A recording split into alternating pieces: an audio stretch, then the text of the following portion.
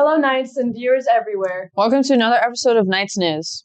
I'm Lily Peterson. And I'm Madison Peterson. And we have the news that matters to North.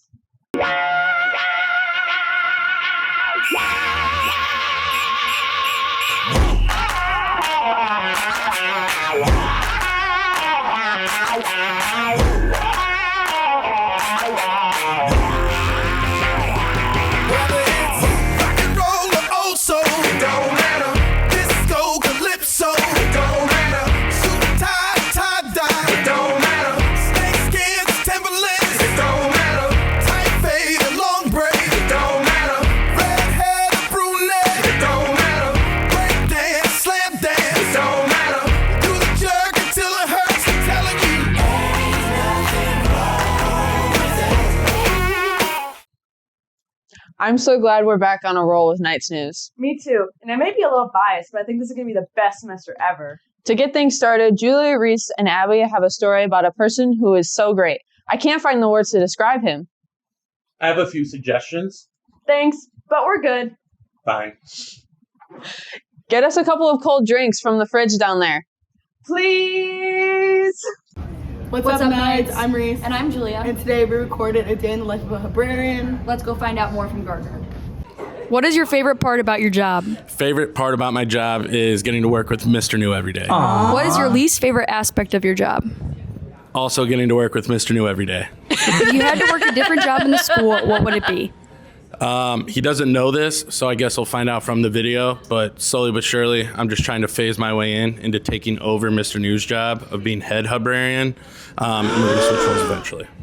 What takes up most of your time? What takes up most of my time is dealing with students that come down here and like to use the space just as if it's, their own personal hangout. They tend to distract a lot of people from, trying to do things that they actually want to do in the hub. But yeah, same thing, different day. What's your favorite time of the school year? My favorite time of the school year is when our English teachers start, their reading assignments and they bring all their classes down. And a lot of times it's freshman classes. We get to show them everything the hub has to offer, as well as all the different books we have available for them. It's really helped us out with them bringing their classes down and building more engagement with kids checking out books. It's actually gone up each year and it's been awesome. Perfect. Thanks for watching, Knights. Hopefully this made you want to become a librarian.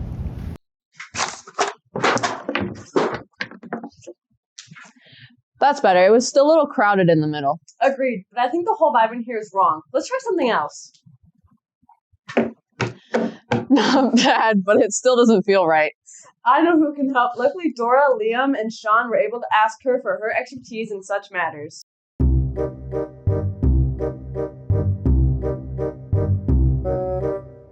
What we got?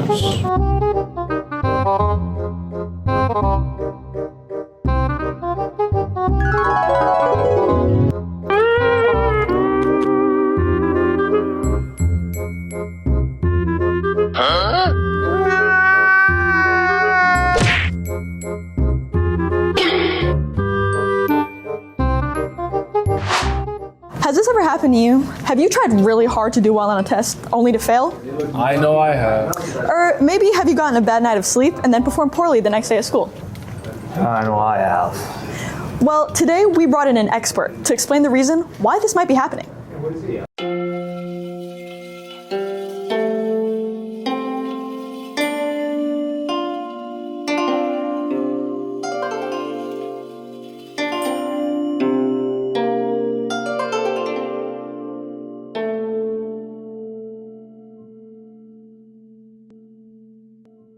So, who am I here with? My name's Han Yu. Can you explain the concept of feng shui? So in ancient Chinese philosophy, especially Taoism, we believe that the universe is made up of energy, what we call qi, and to maximize the harmony and balance and promote positive qi, we use the practice of feng shui, which is basically considering the movement of people in a space and the purpose of the space. We arrange the furniture in a specific position to promote all of these elements. And More complicated applications of feng shui also include the 5 elements of wood, water, wind, earth, and fire. And the words feng shui actually come from the words wind and water in Chinese, and that further emphasizes the natural elements that we hold like really important in this practice. Can feng shui affect people negatively? Yes, if furniture is not positioned in a way that's good for human movement, it's obstructing the natural flow of energy in things, then it can cause discomfort, it can affect your life in various ways. And we believe furniture has really big meanings. Your bed represents you, your desk represents your career, and there are certain things that when you put these furniture in specific places, it can be bad for your career and for your internal energy. Would you be willing to do a feng shui analysis on certain places in the school? I mean, if you insist. Let's go.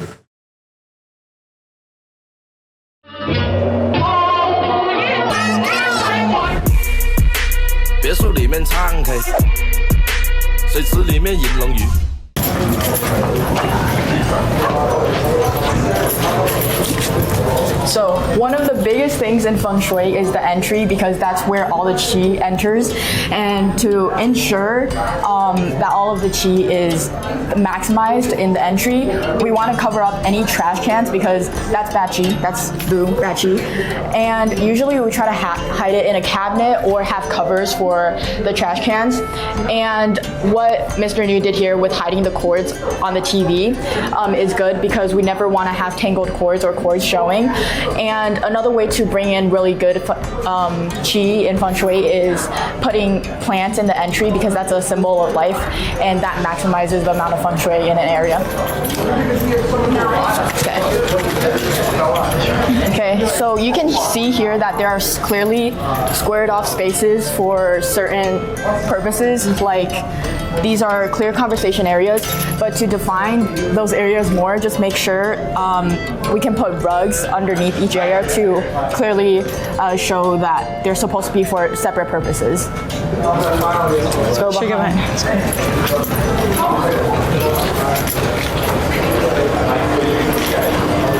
Okay, so this is where most of the printers are, and once again, try to cover up the cords, stick it to the wall with some kind of binding, or cover it up with Velcro or something like that.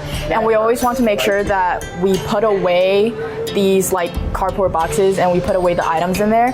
And also, once again, try to hide recycling bins and trash bins.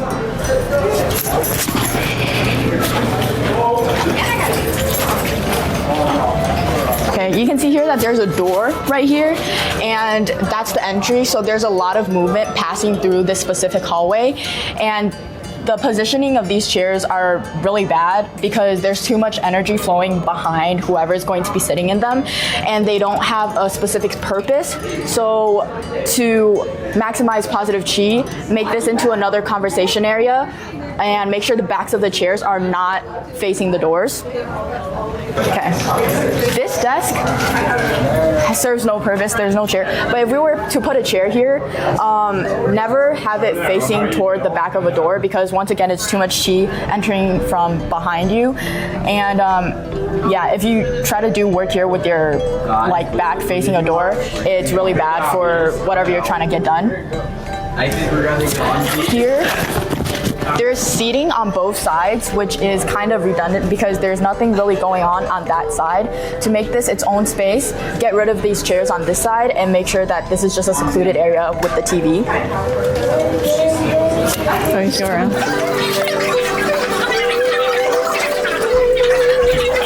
So this is a great way to promote positive qi, because this makes it so every single thing has their own space, and that's one of the biggest thing with feng shui, making sure everything has their own space and has its own purpose.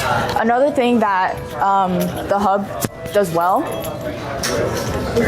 is having a lot of natural light, because natural light is also another way to promote positive qi. And one thing I would just say is the sectioning of the booths is a little not great because there's still gaps between the actual separation in the window, and that just negates the purpose of like separating them because there's still energy flowing through the gaps. So try to separate them as much as possible, like covering up the gaps with something. And here you can see that these two conversation spaces are really close together, so they're going to be competing for energy. So I would just move one of these desk setups over there where there's more empty space, and once again define these areas by putting a rug under them.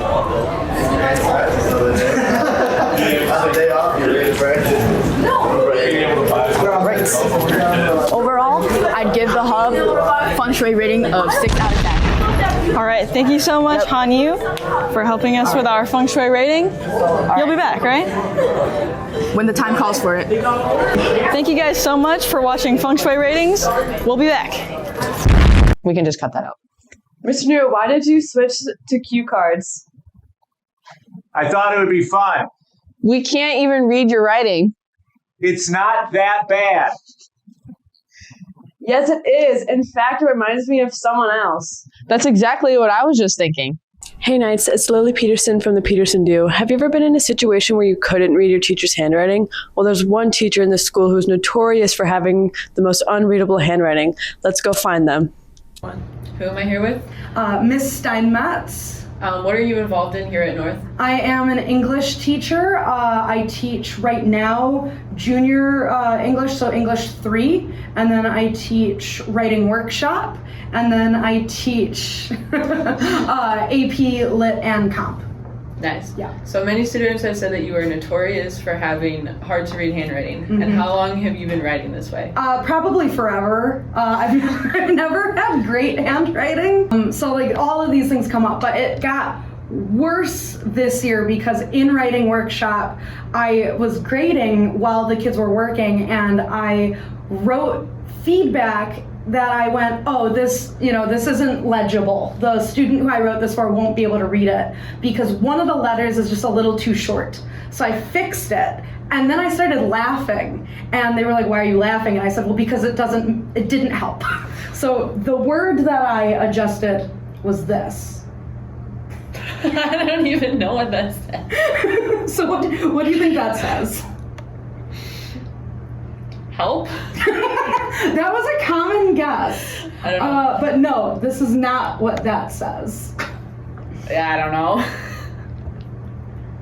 It says titles. Yeah. Okay, so showing you that my handwriting on the board is very normal. Like students have no issue when I'm writing on the board. So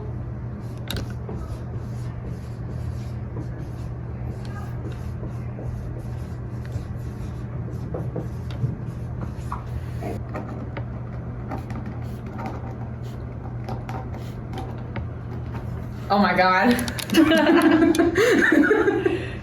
That's like a more like mid-range speed. So when I'm filling out like rubrics, it's more gonna look like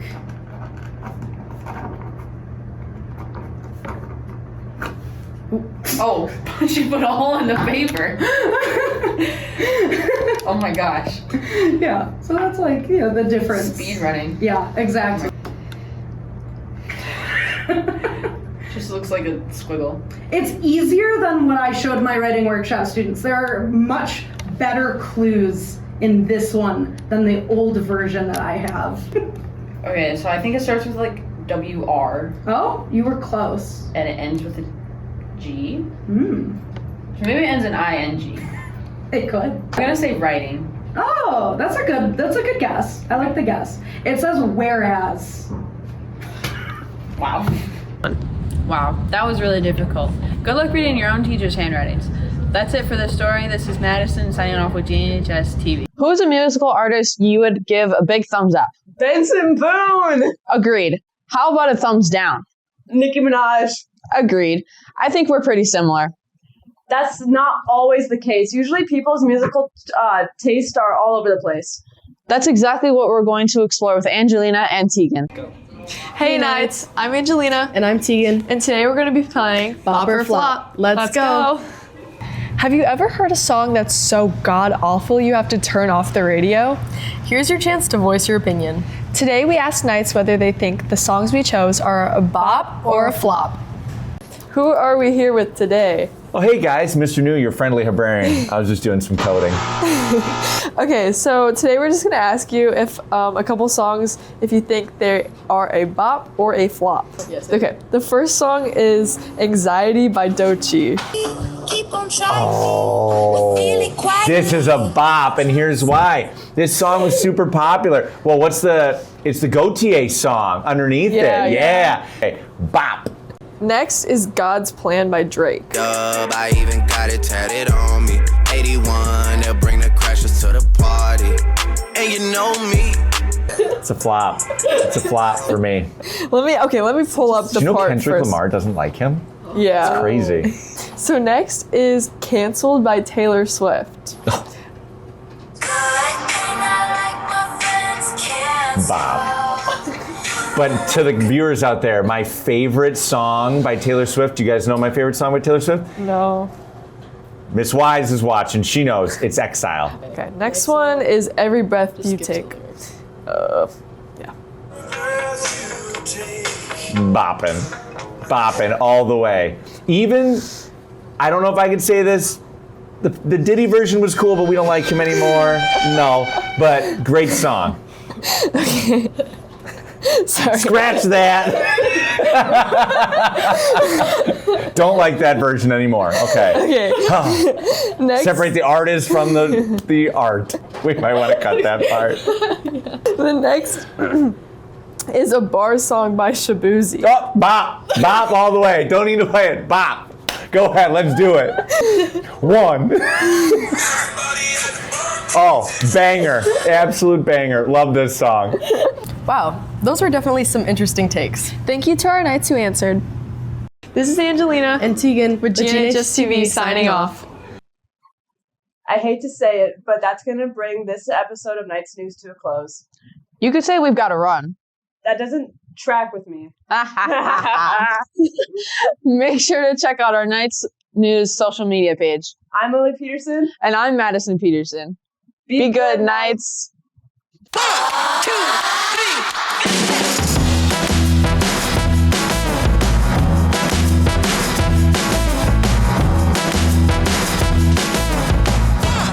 Whoops-a-daisy.